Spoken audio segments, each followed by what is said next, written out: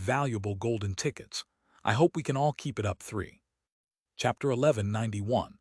The restoration process of the legendary God-grade treasure begins. When Bai Zemin knocked with his right hand on the surface of the giant iron door of the gymnasium, the people inside were mostly frightened. Everyone who was supposed to be there was already there now, so who could be knocking on the door now? It couldn't be a monster, could it? It was only because Shangyuan Bingzu had been waiting for that sound all this time that things quickly calmed down. "Did you finish doing what you had to do?" she asked after he walked into the place, and the doors were once again closed. Bai Zemin made a pause but nodded somewhat hesitantly, sort of, pretty much. Actually, there was one thing he had forgot and didn't realize until now. The skills he got from Israfel and his equipment. Never mind. I can do it when I enter the collector's pocket world in the next few hours. Bai Zemin shook his head and walked towards the same place where he had been sitting the entire time before leaving. However, it seemed that a person had other plans for him.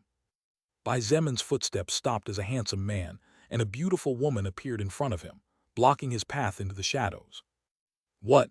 he inquired calmly with both hands in his pants pockets.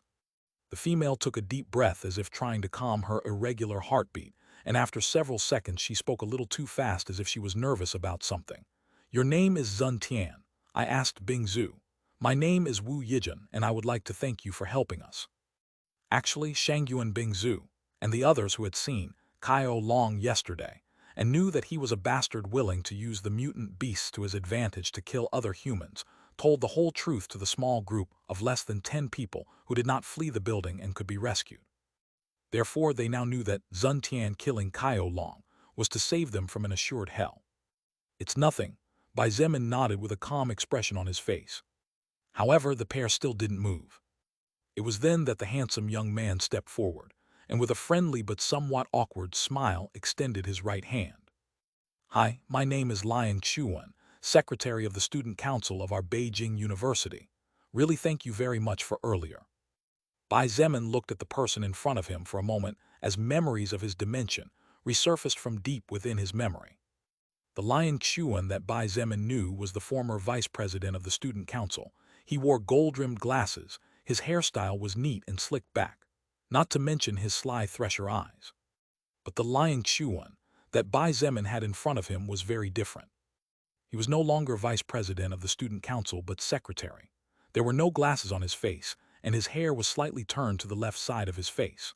Furthermore, Bai Zemin noticed that although this guy was smart and cunning, he didn't seem to be a bad person even if Bai Zemin was fully aware of the slightly hostile look he was giving him.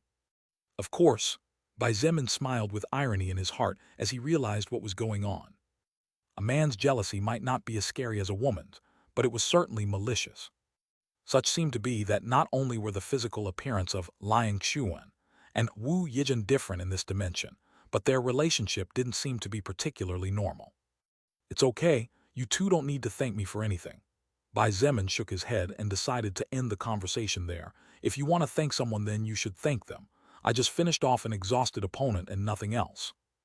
After saying this, Bai Zemin took a step forward and subtly forced both of them to open up to let him pass. "Wait a moment, please." Unfortunately or not, his steps hadn't gotten very far when an urgent and somewhat anxious voice practically begged him not to go yet. Bai Zemin kept his expression and turned slightly. "What is it?" Wu Yijun subconsciously took half a step back with an anxious and embarrassed expression on his face. It's nothing."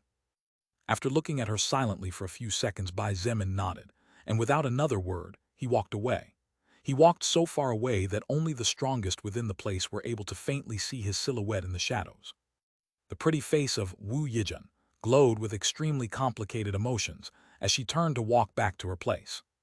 Shangyuan Bing Zhu looked at her back silently before looking at the distant Zun Tian with a curious glint in her eyes. Her friend felt that she had seen that person somewhere but could not remember anything, as if it was just a wrong feeling. Wu Yijun herself had told her so. There would be nothing strange about that were it not for the fact that Shangyuan Bing Zhu felt the same way. Weird, too weird. She knew that Zun Tian was a fake name, and she also knew that there was very mysterious surrounding that person. It was just that she still didn't know where the key to the question was. A couple of hours later, Bai Zemin used the second activation of his Crimson Lightning Flash skill to create a clone of himself at the same time as he entered the collector's pocket world. With the clone taking his place for a few minutes, no one would notice that he wasn't there unless someone approached to talk to him. However, Bai Zemin had also covered this area by letting his clone remain with its eyes closed as if it was asleep, so it was unlikely that anyone would wake it up. After going to see Kali and helping her to go to bed to sleep, Bai Zemin left the mansion and sat under the giant tree that towered into the sky over 1,500 meters. Although Kali still had no news regarding annihilation of the falling sky or Longinus, Bai Zemin was not disappointed. He was in no hurry, as he still counted on the practically supreme power of Longinus for his future battles. First, Bai Zemin took out the 3 pieces of equipment he obtained after killing the supreme pontiff of the Holy Church. A pair of blue boots, a silver-colored earring with a hard sapphire in the center, and a silver bracelet with golden edges. ///// Winsong Walkers of the Cataclysm. Type Boots. Rank 4. Physical Defense 10. Magic Defense 9500. Movement Speed 20.5. Durability 59.285/60. Special Options. 1. Increases agility by 1000 points when equipped. 2. Increases resistance against wind by 15%. 3. It uses the surrounding mana to help the user to walk in the sky. If the user can already fly by themselves, the boots will help the wearer to increase their speed in the sky. Attached Special Skill. Windsong. All wind-type skills have their power multiplied by 2 for 5 minutes, and the mana consumption to activate such skills is reduced by 20% for the user. Description. Boots surrounded with imperial flying worm fabric, an extremely rare 4th-order mutant insect. In the past, they belonged to the Sky Emperor but were later set aside after being replaced by a better pair. ////. Bai Zemin sighed in admiration as he felt the soft, fresh texture of the boots in his lap. These boots are at least 4 times better than mine. Really, comparing yourself to others never does any good. Thanks to the terrifying heritage of the Holy Church, Israfel, whose authority used to be supreme naturally, enjoyed a good number of high-level treasures. Although Bai Zemin was the leader of the Transcendent faction, and his battle power was higher than Israfel's, trying to match the legacy left behind by who knows how many generations past was not a simple thing to do, particularly considering that Bai Zemin was just an ordinary human like most of the human population until a little less than 2 years ago. Besides, these boots belonged to the Sky Emperor at some point. Bai Zemin frowned at the thought of Hero City, the nucleus of the legendary Sky City. That palace in the center of Hero City most likely belonged to the Sky Emperor in the past, and the throne of creation, as well as that mysterious silver scepter, seemed to be artifacts that the Sky Emperor used. How strong was the Sky Emperor? Bai Zemin could not know, but there was one thing he did know for certain. The throne of creation has 3 legendary immemorial runes, and I dare say that that silver scepter is no weaker. That means that the Sky Emperor owned at least 4 of the 100 immemorial runes that exist. This fact alone was enough for Bai Zemin to know that the Sky Emperor was definitely not weaker than Sirius, and might even have been stronger. ////. Spatial Storage Earring, Legend Grade Treasure. ////. Bai Zemin stared at the earring in his right palm for a long time before scratching his head with some frustration. I can't use 2 spatial storage equipment at the same time, and I already have my ring. Besides, can't wear 2 earrings in the same ear, so my ring is definitely better. He had 10 fingers to wear rings, but only 2 ears after all. In addition, the 2 earrings that Bai Zemin currently wore were perfect for him, even if he rarely used them. One passively protected him, and the other had the ability to boost one of his attacks horribly, depending on the situation. After thinking about it for a moment, Bai Zemin decided that he would gift the spatial storage earring to Shangyuan Bingzu, since his cherished second-in-command still used a leather bag to carry her items of value. But first, Bai Zemin made a connection with the earring and was quickly able to look inside. Just this. A glint of disappointment shone in his eyes as he saw the 3 items inside the spatial storage earring, as he was expecting to find more things considering who such treasure used to belong to.